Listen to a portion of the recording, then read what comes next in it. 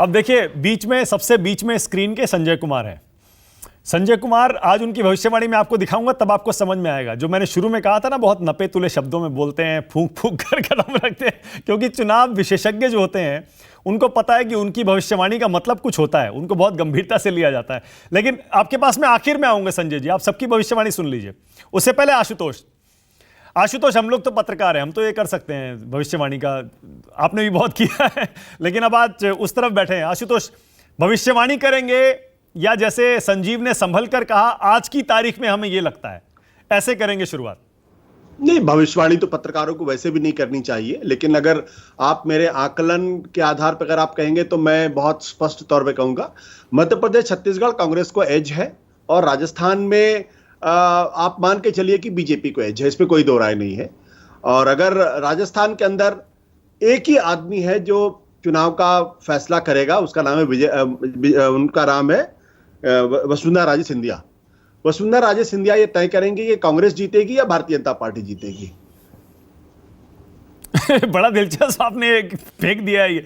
वसुंधरा राजे, अशोक गहलोत तो पहले ही कह चुके, वसुंधरा राजे ने मेरी सरकार बचाई थी। वसुंधरा राजे कैसे तय करेंगे? राजस्थान का कारण बहुत स्पष्ट है कि कांग्रेस के अंदर अगर वहां गुटबाजी है, और चूंकि कांग्रेस के अंदर गुटबाजी होती है तो मीडिया उसको बहुत तेजी के साथ उठाता भी है, और जिस तरीके की हरकतें पिछले दिनों सचिन पायलट ने की है और अशोक गहलोत ने की है, उससे वो खबरों में भी बने रहे। लेकिन जो गुटबाजी बीजेपी के अंदर है वो उतनी खबरें नहीं बन पाती। अमित शाह और नरेंद्र मोदी, वसुंधरा राजे सिंधिया के बीच की जो लड़ाई है वो जग जाहिर है, लेकिन दोनों कहीं ना कहीं उसको एक मर्यादा के अंदर उस लड़ाई को रखते हैं। वसुंधरा राजे सिंधिया को दोनों नेता बिल्कुल पसंद नहीं करते, वो उनकी जगह कोई नए नेता को स्थापित करना चाहते थे।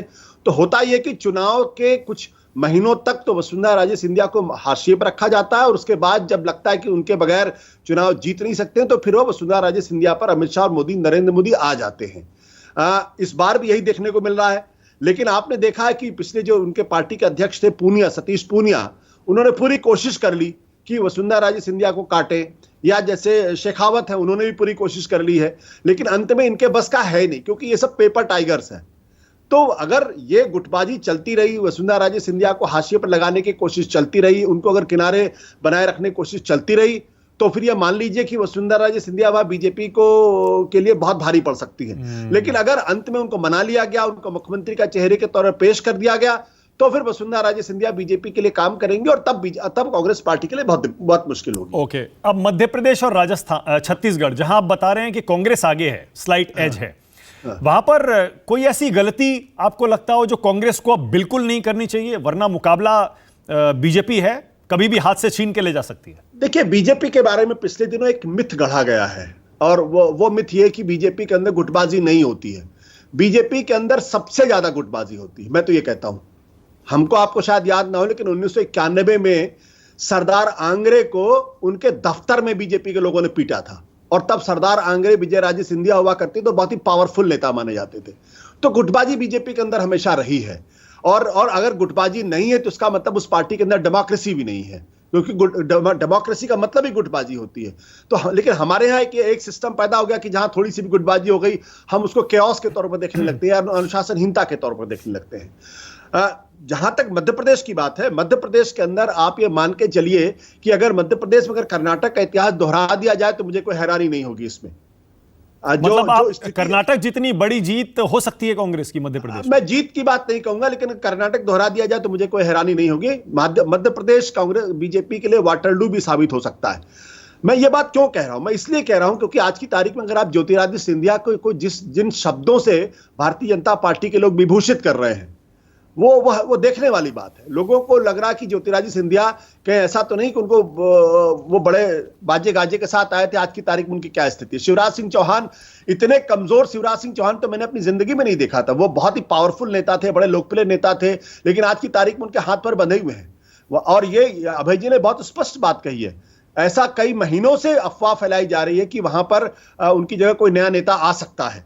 आप इंदौर चले जाइए तो वहां के जो बड़े नेता हैं वो लोग रोज शिवराज सिंह चौहान को काटने में लगे हुए हैं। अगर आप नरोत्तम मिश्रा की बात करिए तो उनके अंदर बड़ी महत्वाकांक्षाएं हैं, लेकिन आश्चर्यजनक रूप से कांग्रेस पार्टी वहां यूनाइटेड दिखाई पड़ रही है। ये एक बड़ी बात है जो कांग्रेस को लेकर अक्सर कही जाती है। छत्तीसगढ़ में मामला बिल्कुल स्पष्ट है छत्तीसगढ़ के अंदर बीजेपी का चेहरा ही नहीं है। पिछले दिनों वहां उनके आदिवासियों के जो सबसे बड़े नेता माने जाते हैं नंद कुमार साय, वो बीजेपी छोड़ के वो कांग्रेस में आ गए हैं। एक जमाने में मुख्यमंत्री के फेस हुआ करते थे। जब रमन सिंह छत्तीसगढ़ बना था तब यह माना जाता है या तो नंद कुमार साय वहां पे मुख्यमंत्री होंगे या रमन सिंह होंगे, और रमन सिंह केंद्र के अंदर मंत्री थे, वहां से निकल के उनको मुख्यमंत्री बना दिया गया। आज की तारीख में रमन सिंह कहां है, अगर आप गूगल मैप पे खोजिएगा तो शायद आपको पता भी नहीं चलेगा रमन सिंह है क्या छत्तीसगढ़ में, छत्तीसगढ़ के बाहर है। तो नरेंद्र मोदी और अमित शाह के आने के बाद एक चीज जो बहुत कामयाबी के साथ बीजेपी ने की है, और वो ये की है कि अपने जो मजबूत छत्रप थे उनकी जड़ों को पूरी तरीके से काट दिया गया है। और ये उसका नतीजा है कि मध्य प्रदेश के अंदर शिवराज सिंह चौहान जैसे नेता आज अपने को मजबूर पाता है, या वसुंधरा राजे सिंधिया को बनाने में को लगातार बगावती सुर वो दिखाई पड़ते हैं। रमन सिंह चूंकि थोड़े से सीधे दिखाई पड़ते हैं, इसलिए उन्होंने कहा मैं 15 साल मुख्यमंत्री रह चुका हूं, अब मुझे कोई ज्यादा मुख्यमंत्री होने की ख्वाहिश नहीं। बीजेपी को दरअसल हर राज्य में एक ऐसा मुख्यमंत्री चाहिए जो प्रधानमंत्री कार्यालय से चलता रहे।